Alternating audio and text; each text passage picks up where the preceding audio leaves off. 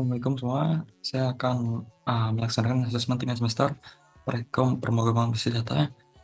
Nama saya Muhammad Arif Abdullah dengan NIM 4342401070 dari kelas TRPL 2 Cipagi. Langsung saja yang pertama, kita diminta untuk memperhatikan dokumen berikut. Lalu,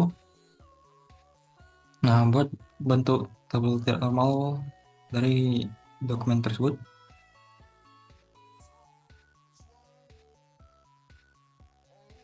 Di sini bentuk tidak normal atau UNF-nya. Dapat table dengan nomor faktur, tanggal, kode supplier, nama supplier, jatuh tempo, kode barang, nama barang, kuantiti, harga, dan jumlah. Pada UNF ini, semua data disimpan dalam suatu tabel tanpa memperhatikan ribuan isi data. Lalu terjadi duplikasi data untuk faktur dengan yang sama dengan nomor faktur 998, di mana informasi supplier dan tanggal diulang. Tidak ada pemisahan antara entitas, transaksi, barang, dan supplier. Data dapat menyimpan normanya ketika melakukan operasi insert, apply, dan delete. Lalu kita diminta untuk lakukan proses normalisasi dari tahap 1NF hingga 3NF. Di sini 1NF, tabel harus memiliki primary key dan setiap kolom harus berisi nilai atomik. Terdapat dua tabel faktur dengan nomor faktur, tanggal, kode supplier, jatuh tempo, dan juga tabel detail faktur dengan nama faktur, kode barang, nama barang, kuantiti, harga, dan jumlah. Setiap tabel memiliki primary key, nomor faktur di tabel faktur, dan kombinasi nomor faktur dan kode barang untuk tabel detail faktur. Bila duplikasi data faktur pada tabel faktur, namun masih terdapat ketergantungan partial pada tabel detail faktur di mana atribut nama barang bergantung hanya pada kode barang, bukan pada keseluruhan primary key. Lalu di 2NF terdapat 4 tabel.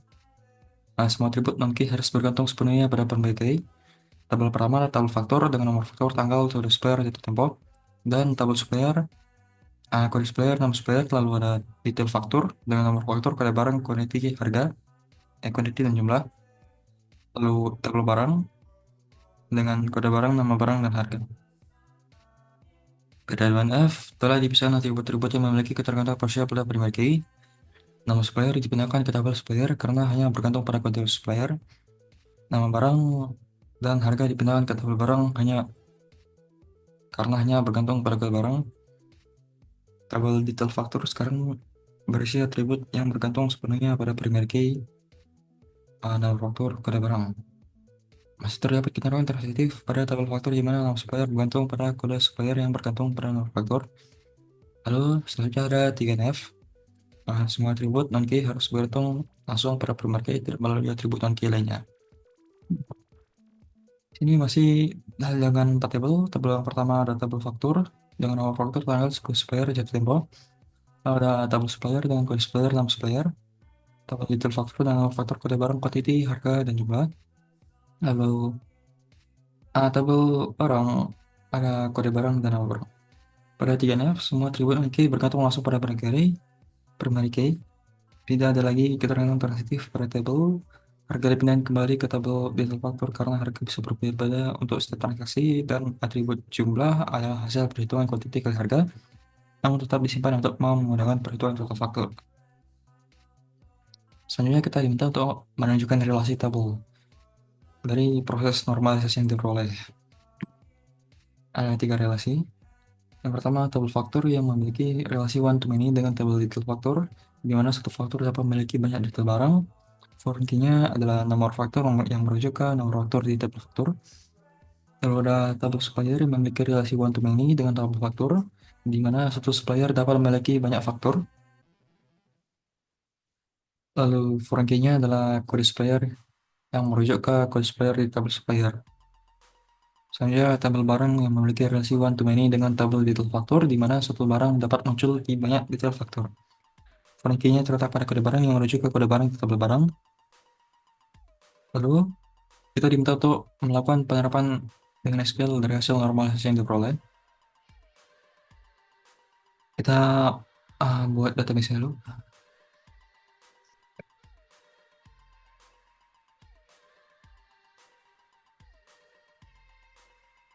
Baik, di sini kita akan memasukkan 4 tabel dari scanf tersebut, yaitu create tabel supplier, tabel barang, faktur, dan juga detail faktur.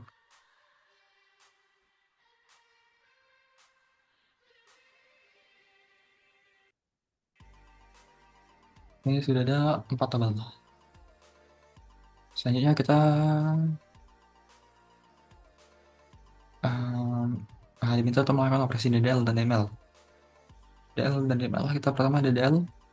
DDL itu bahasa yang digunakan mendefinisikan struktur database. Operasinya adalah create, alter, drop, truncate, rename, dan comment.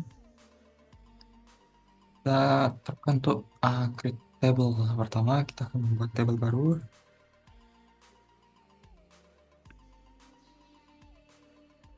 Sini ada table baru bernama table PT. Lalu kita tambahkan alter table, nambahkan kolom. Itu kolom alamat. Ini bisa terlihat ada 3 kolom, ID, nama, dan juga alamat. Lalu kita akan mencoba untuk drop table, menghapus table PT ya Bu.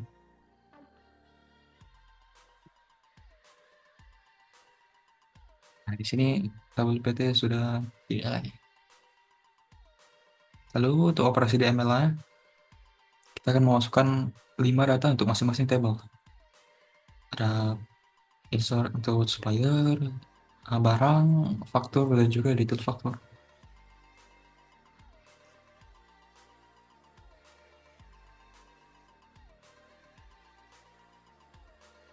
Nah, di sini sudah 5 record untuk masing-masing table.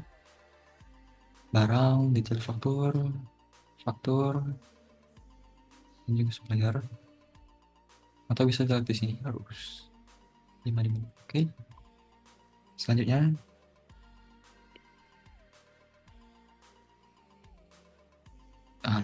kita pindah ke nomor 2. Buat database dengan nama DDB ATS teori PBD nomor 2. Oke.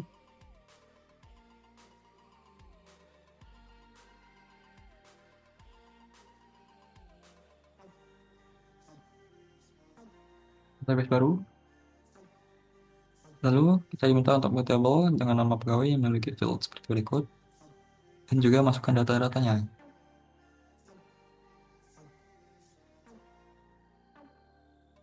Membuat tabel, kita pertama buat tabel dulu.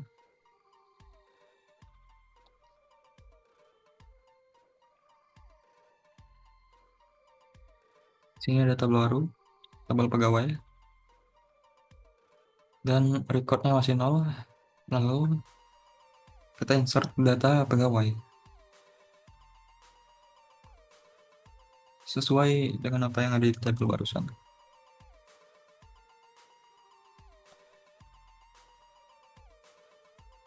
Ini sudah ada 9 record. Mari kita buka. Lalu kita diminta untuk hapus record dengan ID 10, ID 100. Delete from pegawai ID 100.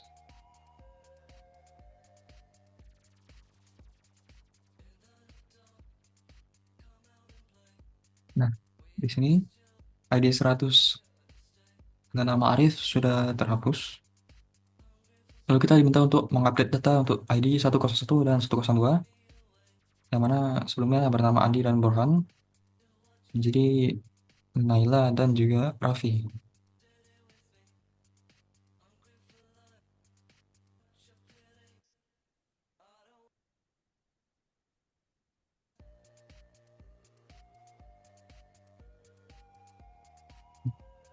Naila untuk ID 101, Raffi untuk 102 telah berhasil kita update. Lalu kita diminta untuk melakukan beberapa perintah SQL untuk menampilkan beberapa hal di sini.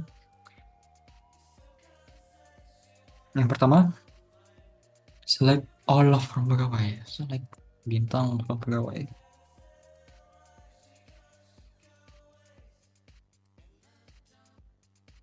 Dia akan memunculkan semua record dari tabel pegawai. Selanjutnya diminta untuk menampilkan kolom nama dan gaji dari tabel pegawai.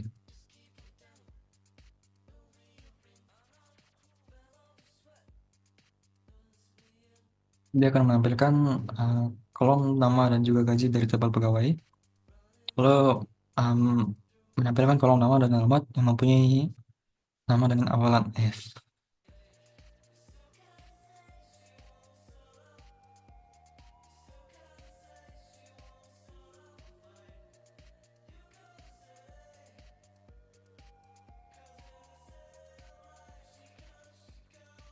Dia akan memunculkan uh, kolom nama dan alamat pada tabel pegawai yang mana berawalan huruf F namanya, yaitu Fikri dan Faris. Lalu selanjutnya kita akan menampilkan kolom nama dan alamat yang mempunyai nama dengan akhiran HN.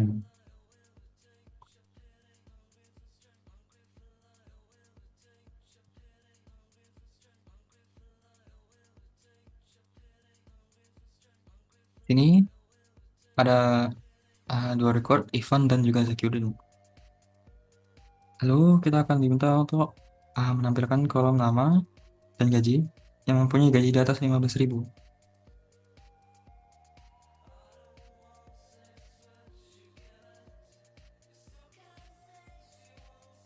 Ada 4 record dengan nama Faris, Sigit, Ivan, dan juga Zakiuddin.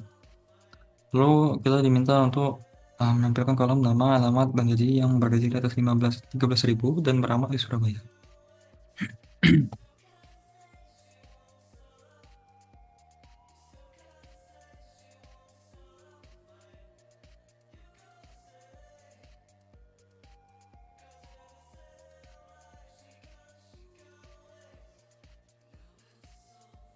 Ada dua record yaitu Sigit dan juga Zakiuddin. Lalu kita diminta untuk menampilkan kolom nama gaji dengan rentan harga, rentan gaji antara 15.000 hingga 20.000.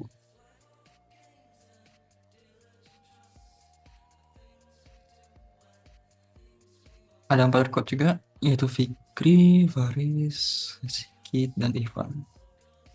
Lalu kita diminta untuk menampilkan gaji maksimal, minimal, uh, dan juga rata-rata dari tabel pegawai.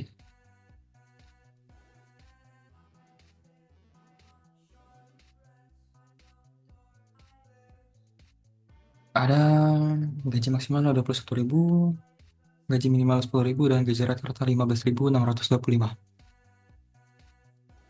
Kita pindah ke soal nomor 3 sekarang. Buat database dengan nama DBHTS teori PBD nomor 3.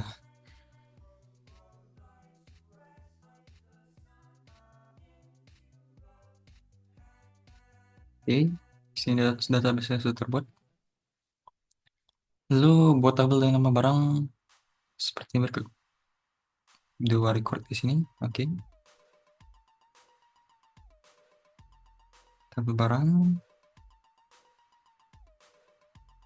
Sama kita buat tabel dulu.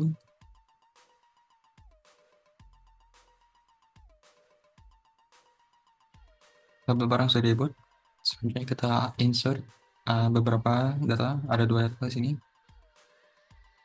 Dua record.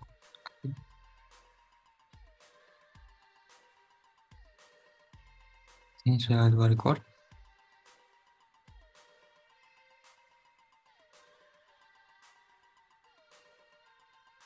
Selanjutnya kita diminta untuk membuat tabel detail pembelian. Tabel detail pembelian.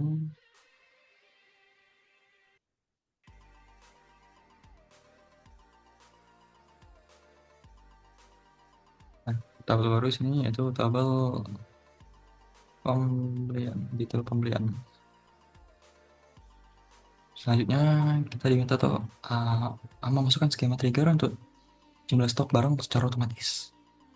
Gimana untuk mengupdate jumlah barang.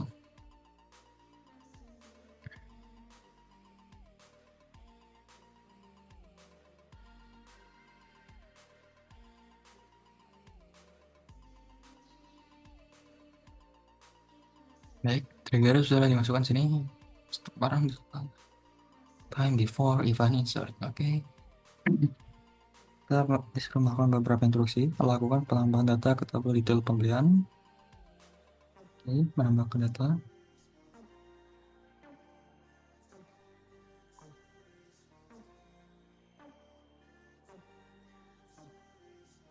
Oke, kita sudah menambahkan data ke detail pembelian. Detail pembelian di sini. Dan selanjutnya kita lihat jumlah barang. Sekarang, oke, LST 0101.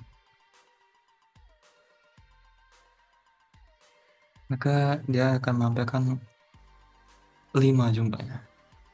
Kan jumlahnya 5 karena sebelumnya kita masukkan 5 pada detail pembelian. Selanjutnya kita melakukan insert ini barang ke LST 001 sebanyak 10.